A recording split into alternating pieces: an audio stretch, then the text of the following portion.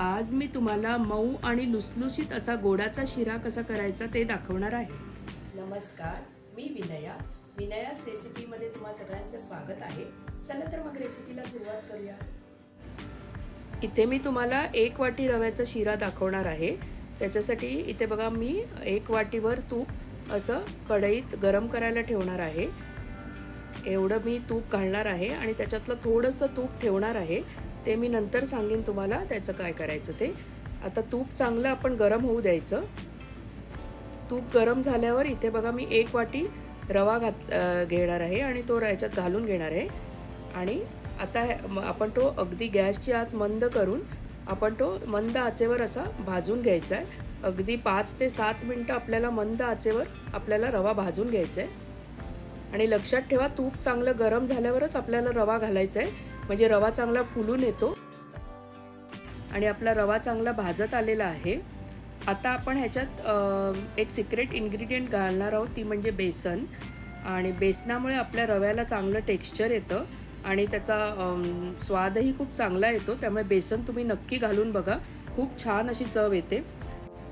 इथे पहा मी 5 ते 6 काजू आणि 7 ते 8 बदामाचे असे तुकडे 2 तास आधी पाण्यात भिजवून ठेवलेले, त्याचे सालं काढून मी अशा प्रकारचे तुकडे करून घेतले। ते आपण ह्याच्यात घालून घेऊया आणि 1 ते 2 मिनिटं आपण ह्याला पण परतवून घेऊया रव्याबरोबर।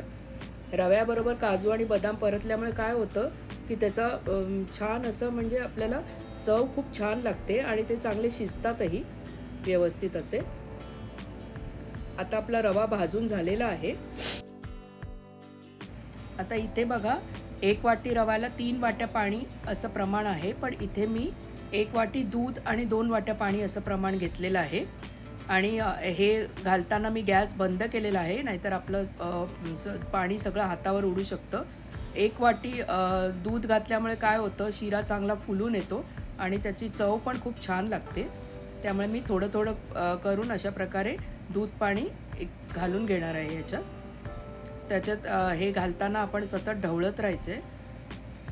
आता बघा मी हे सगळं घालून घेतलेलं आहे। आता मी गॅस चालू केलेला आहे आणि अशा प्रकारे सतत ढवळत राहायचं आपल्याला। 1 ते 2 मिनिटं सतत आपल्याला ढवळत राहायचंय।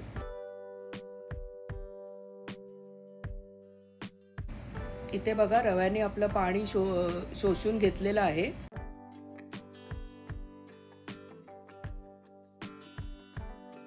आपण सतत रव्याने पूर्णपणे रव्यामध्ये पाणी ॲब्सॉर्ब झाल्यावरच आपण ह्याच्यात साखर घालायची आहे, नाहीतर आपला रवा त्याच्या आधी जर आपण साखर घातली तर आपला रवा चिकट होऊ शकतो। हे बघा रव्याने आता पूर्णपणे पाणी शोषून घेतलेलं आहे। आता मी 1 वाटी साखर इथे घालून घेतेय, पण आम्हाला जरा गोड जास्त लागतं त्यामुळे मी 1.25 वाटी साखर इथे घालून घेणार आहे। तुम्ही तुमच्या आवडीनुसार साखरेचं प्रमाण कमी जास्त करू शकता। आमच्या घरात जरा गोड जास्त लागतं त्यामुळे मी साखर जरा जास्त घातलेली आहे। अशा प्रकारे साखर घातल्यावर सतत हलवत राहायचंय आपल्याला। अशा प्रकारे व्यवस्थित असं हलवून घ्यायचंय। आता साखर घातल्यामुळे त्याला परत पाणी सुटलेलं आहे। आता आपण झाकण ठेवून 1 ते 2 मिनिटं ह्याला शिजू द्यायचं।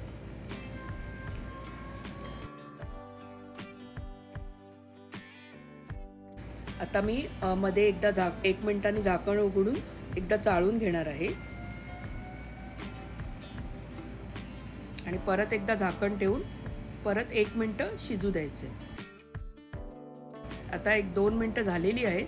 आता रवा आपण असा व्यवस्थित चाळून घ्यायचा आहे। आता मी इथे वेलची पूड करून घेतली होती, ती वेलची पावडर आपण ह्याच्यात घालून घेऊया आणि परत एकदा ढवळून घेऊया। काय छान सुवास सुटलाय आपल्या शिऱ्याचा आणि टेक्स्चरही खूप छान आलेलं आहे। आता आपण ह्याला 1 मिनिटासाठी झाकण ठेवणार आहोत। आता 1 मिनिट झालेलं आहे। आता आपण जे शिल्लक ठेवलेलं तूप आहे ते आपण ह्याच्यात घालून घेणार आहोत आणि वरून तूप घातल्यामुळे काय होतं, शिऱ्याची चव पण खूप छान लागते। आता आपण व्यवस्थित असं चाळून घेऊया। आता आपला शिरा झालेला आहे। आता आपण गॅस बंद करून 1 ते 2 मिनिटं ह्याला झाकून ठेवायचं आहे। त्याच्या आधी आपण सर्व करायचं नाहीये शिरा। बघा कसा छान दिसतोय आपला शिरा. हा काय मस्त सुवास पण सुटलाय आपल्या शिऱ्याचा. कशी वाटली तुम्हाला माझी आजची ही रेसिपी? जर तुम्हाला माझी आजची ही रेसिपी आवडली असेल तर कमेंट करायला विसरू नका. लाईक करा, शेअर करा, सबस्क्राईब करा अँड सबस्क्राईब बटनाच्या बाजूला जे बेल आयकॉन आहे त्याच्यावर क्लिक करा, म्हणजे माझे येणारे व्हिडिओचे नोटिफिकेशन तुम्हाला सर्वात आधी मिळतील. रेसिपी पाहिल्याबद्दल धन्यवाद.